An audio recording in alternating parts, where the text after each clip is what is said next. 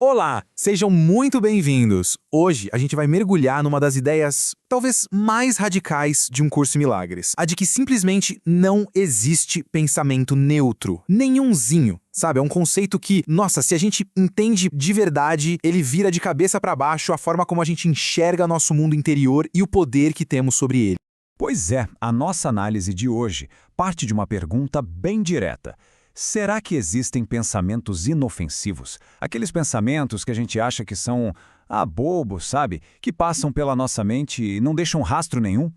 Bom, a resposta que essa lição dá é um não bem grande, bem sonoro. E o nosso objetivo aqui é justamente entender o porquê disso.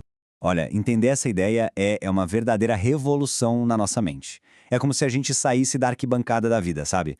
Deixamos de ser só espectadores passivos e passamos a ser os donos da nossa experiência interna. É parar de se sentir vítima das circunstâncias para assumir o volante, para se tornar quem cria o que se sente e o que se vê. A metáfora aqui é perfeita. A mente funciona como um projetor de cinema. É isso mesmo. Tudo aquilo que a gente vê lá fora no mundo, na verdade, é só um reflexo do filme que está passando aqui dentro. A causa de absolutamente tudo que a gente percebe está onde? Está no pensamento. Ok, então vamos entender a mecânica por trás disso tudo. Afinal, por que um pensamento não pode ser neutro? A resposta, gente, está na metafísica do pensamento. Ou seja, na forma como ele opera como a causa, a raiz de toda a nossa percepção. E essa frase, ela é a chave de tudo. Tudo o que vês é o resultado dos teus pensamentos. O mundo lá fora é um espelhão, refletindo o que está rolando na nossa mente, muitas vezes de forma inconsciente, né? Então, o ponto crucial é esse. Não existe pensamento vão, pensamento à toa. Por quê? Porque cada pensamento, por menor que seja, dá origem a uma percepção, dá origem a um universo inteiro.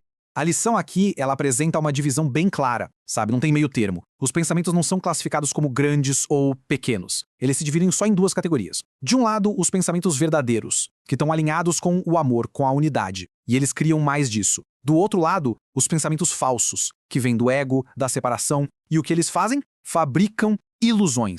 E olha só que forte isso. Cada um desses pensamentos, sem nenhuma exceção, vai levar a um de dois resultados. Ou é paz, ou é guerra. Ou é amor, ou é medo. Não existe um caminho do meio. Não existe um território neutro. O resultado é sempre um ou outro. Ponto final. Beleza, a teoria é poderosa, né? Mas, e aí? Como é que a gente traz isso para a vida real, para o dia a dia? É agora que a gente entra na parte prática, no exercício de disciplina mental que a lição propõe para a gente poder sentir essa verdade na pele. Essa frase é o coração da prática de hoje. Eu não tenho pensamentos neutros. Repetir isso, deixar essa ideia entrar, é o primeiríssimo passo. É o que vai nos ajudar a olhar para a nossa própria mente com uma honestidade diferente, sabe? Sem descartar nenhum pensamento como se ele não fosse nada. E o exercício é bem passo a passo. Primeiro, fechar os olhos e repetir a ideia central para dar aquele foco na mente. Segundo, a tarefa é só observar, deixar os pensamentos passarem, sem julgar, sem separar o que é bom ou ruim, só para a gente reconhecer o que está ali. E terceiro, para cada pensamento que aparecer, a gente afirma, este pensamento sobre, aqui você preenche, não é um pensamento neutro. Por exemplo, este pensamento sobre o meu trabalho não é neutro, ou este pensamento sobre aquela pessoa não é neutro. E para ajudar, a lição dá umas dicas bem práticas. A ideia é fazer o exercício de 3 a 5 vezes por dia. Coisa rápida, 1 minutinho só. E o mais importante, usar essa ideia como uma ferramenta sempre que pintar um mal-estar, um incômodo. Sentiu algo ruim? Para e afirma. Este pensamento sobre a situação não é neutro, porque eu não tenho pensamentos neutros. Isso ajuda a gente a lembrar que a causa do sentimento está ali, naquele pensamento. Agora, um ponto super importante que a gente precisa ter muita clareza. A diferença entre responsabilidade e culpa. Porque vamos combinar, aceitar que nossos pensamentos criam nossa experiência é um pulo para o ego distorcer isso e transformar em auto-julgamento e culpa, né? Ah, a culpa é minha. Mas o convite da lição é para algo totalmente diferente. Essa diferença é d'água pro vinho. De um lado, a responsabilidade. Ela te devolve o poder. Ela te dá liberdade, te dá escolha. É o caminho para a autonomia. Do outro lado, a culpa. Ela te prende no papel de vítima. É um ataque contra si mesmo e a principal ferramenta do ego para manter a gente no lugar.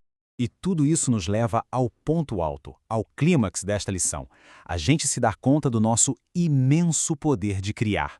Pensa bem, se cada pensamento tem um efeito, então cada pensamento é uma escolha. Uma escolha consciente sobre a realidade que a gente quer viver. Sabe qual é a maior pegadinha do ego?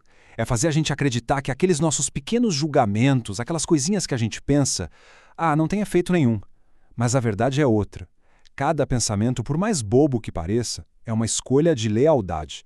É a gente escolhendo um mestre, ou o medo, ou o amor. É escolher uma lente para ver o mundo. E a lição nos deixa com essa afirmação que é um verdadeiro certificado de liberdade. Ela resume tudo.